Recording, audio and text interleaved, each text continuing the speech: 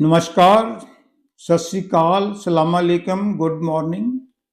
Doctor Narendra Ravi Canada से आपकी खिदमत में सेकंड वीलॉग लेकर हाजिर हुआ है। पहले वीलॉग में हमने डिस्कस किया कि हु इज गॉड या व्हाट इज गॉड। इस वीलॉग में हम डिस्कस करेंगे कि डज गॉड रियली एग्जिस्ट, कि परमात्मा कोई है भी या सब ड्रामेबाजी है या सब इमेजिनेशन है। परमात्मा एक्चुअल एग्जिस्ट करता है कि नहीं करता, रियलिटी की है परमात्मा के बारे में। तो इसका उत्तर देने के लिए या इसको समझने के लिए, इस इश्यू को समझने के लिए हमें दुनिया की जितनी भी कायनात है, जितने भी लोग हैं, चाहे वो किसी भी कंट्री में रहते हैं, किसी भी धर्म को मानते हैं, कैसा भी रंग है, कैसा भी कलर है, कैसी भी वो लैंग्वेज बोलते हैं, उन सभी के दो तीन प्रकार के विचार हैं। बहुत सी दुनिया ये मानती है कि परमात्मा इस दुनिया में विराजमान है, जिसके कारण सारी सृष्टि ये चल रही है, सारा सिस्टम चल रहा है, वो परमात्मा को मानते हैं।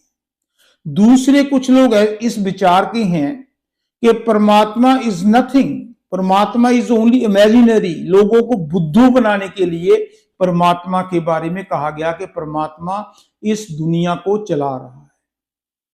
तीसरे ऐसे भी लोग हैं जो परमात्मा को मानते ही नहीं है, जो कहते हैं परमात्मा नाम की कोई चीज ही नहीं है।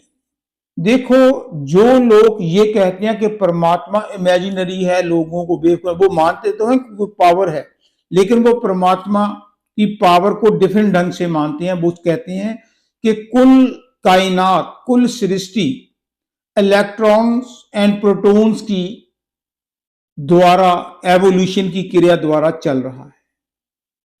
वो मानते हैं साइंटिफिक तरीके से कि कुल कायनात में एक थीसिस होता है, एक एंटी थीसिस होता है, एक मेल होता है, एक फीमेल होता है। जब दोनों का मिलाप होता है तो कुदरती तौर पर उसमें नई पावर पैदा हो जाती है, नेचुरल तरीके से। उसको हम सिंथेसिस बोलते हैं, थीसिस, एंटीथीसिस एंड सिंथेसिस।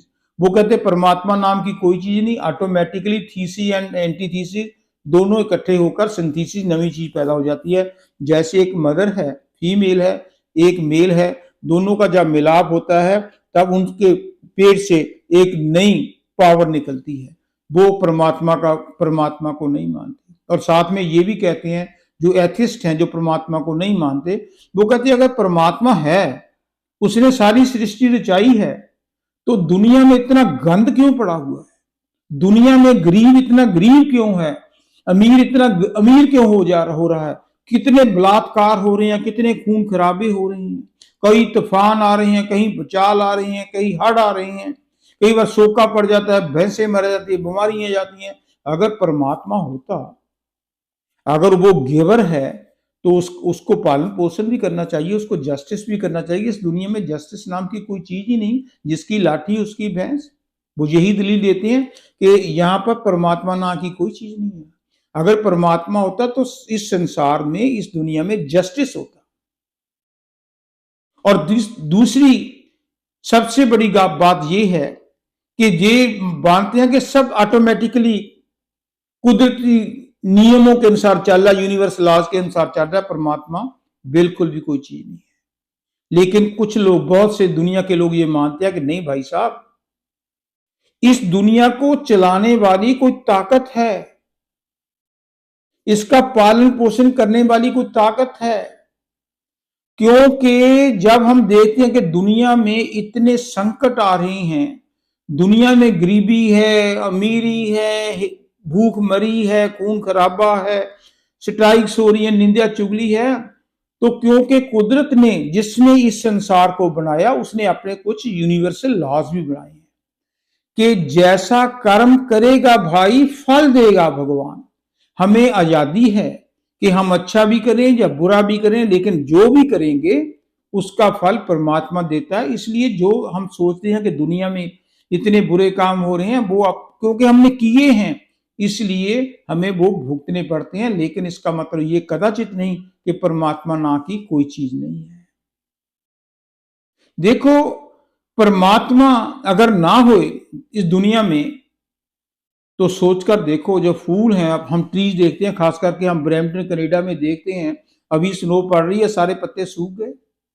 लेकिन गर्मी हुई तो फिर डिफरेंट डिफरेंट कलर आ जाएंगे, बाहर आ जाएगी। अभी स्नो पड़ रही है, आज अभी इसी टाइम ब्रैम्पटन में स्नो पड़ रही है, लेकिन आधे घंटे के बाद वो स्नो कहां से आई, फिर वो जमीन में पानी बन जाएगा, पानी से ऊपर चला जाएगा। ये कौन चला रहा है सिस्टम? कोई साइंस नहीं चला रही। धरती सूरज के आगे चक्कर लगाती है, मून के आगे चक्कर लगाती है, ये तो कोई साइंटिस्ट ने आज तक नहीं समझाया कि किसने किया है। और देखो पहाड़ों के बीच में कितनी डूंगाई में जाकर देखो, जानवर मिलते हैं, कीड़े मकोड़े मिलते हैं, उनको फूड कौन दे रहा है? किसी ने नहीं दिया। वो परमात्मा है। परमात्मा इसलिए मानते हैं दुनिया के ज्यादा लोग, इसीलिए मानते हैं कि कोई पावर है जो सारी दुनिया को चला रही है। लेकिन हमने आम खाने हैं, पेड़ों के गिनने की कोई जरूरत नहीं है। जब हम बहस मुहासे में पड़ जाएंगे है कि नहीं है, तो उसका रिजल्ट तो कुछ नहीं, और बहस से कभी कुछ निकला नहीं। इससे मैटर ऑफ फेथ। देखो, एक बार हाथी और गधा दोनों बहस करने लगे, सिंबॉलिक बात है।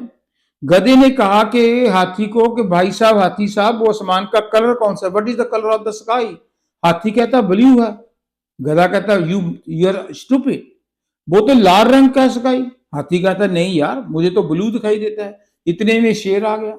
हाथी ने शेर से पूछा कि हमारे दोनों का फैसला कराओ कि आसमान का रंग रेड है या ब्लू है। तो शेर पूछता हाथी को, तुमने क्या कहा था? हाथी कहता मैं कहता हूं ब्लू है। तो शेर ने जोर से उसको चपेट मार दी। हाथी हैरान हो गया कि मैं शायद गलत हूं। उसने शेर को पूछा कि जो आसमान का रंग है वो ब्लू नहीं है? वो कहता ब्लू है। हाथी कहता फिर शेर साहब मुझे थप्पड़ क्यों मारा? का थप्पड़ में इसलिए मारा कि तू गधे के साथ बहस कर रहा है।